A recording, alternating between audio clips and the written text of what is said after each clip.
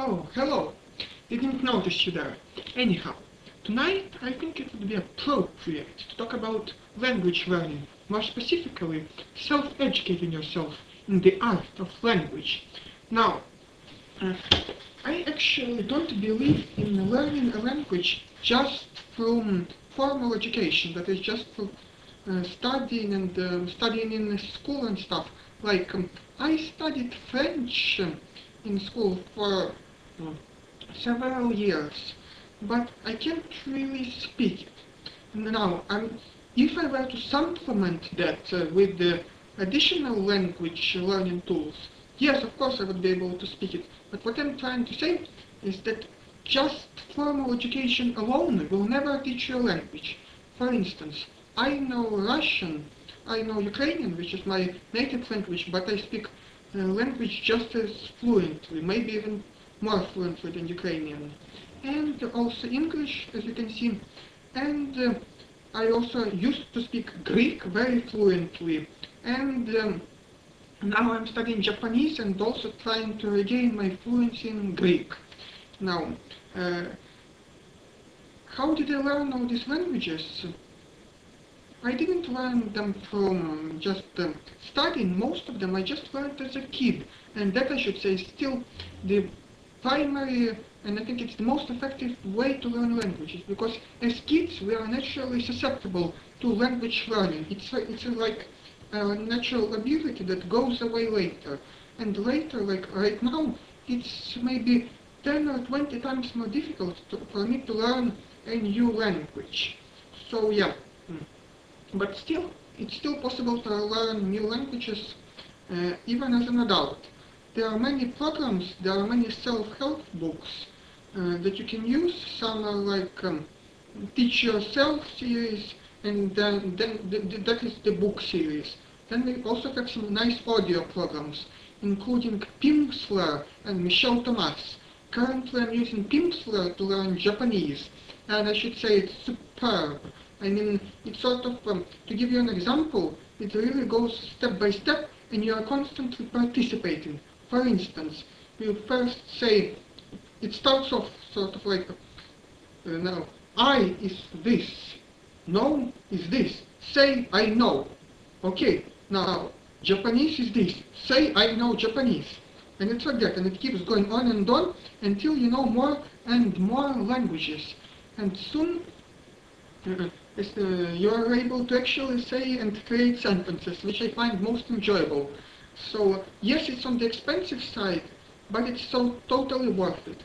Now, there is another popular sort of computer-based learning program called Rosetta Stone. I have also tried this for Japanese, and it's overpriced, definitely. If you read other reviews, you will probably hear the same.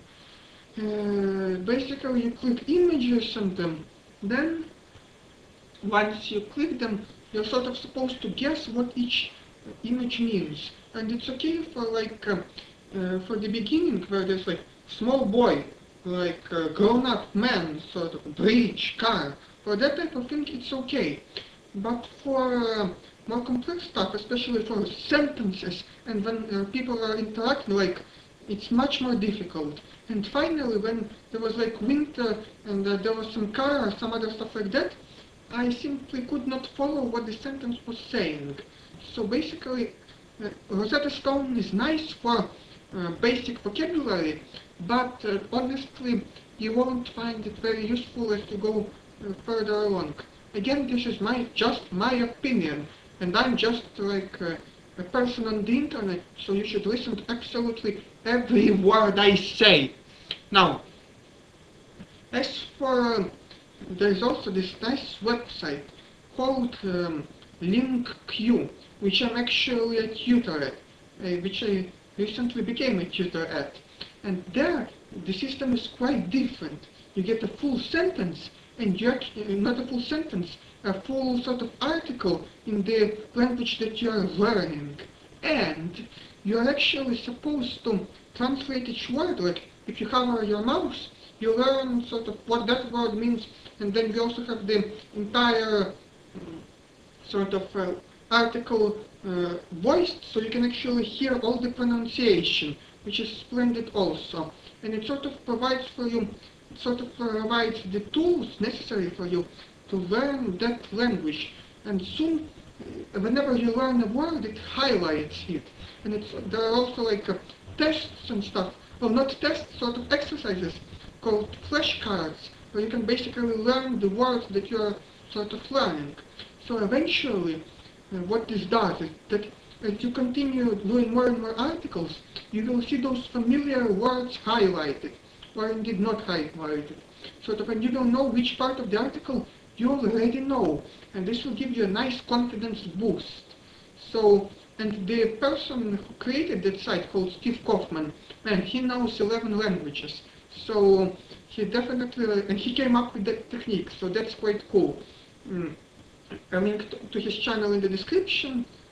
So yeah, I really recommend lingQ. Go check it out, especially if you're learning Russian or some other language.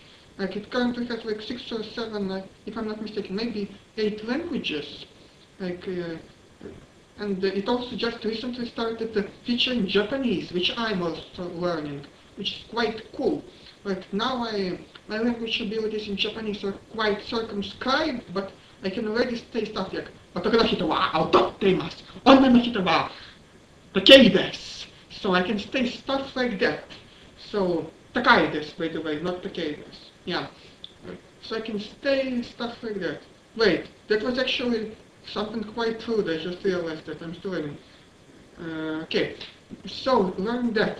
And if you're learning language, Russian, if you're learning Russian, I really recommend it as well, because you can also make me your tutor.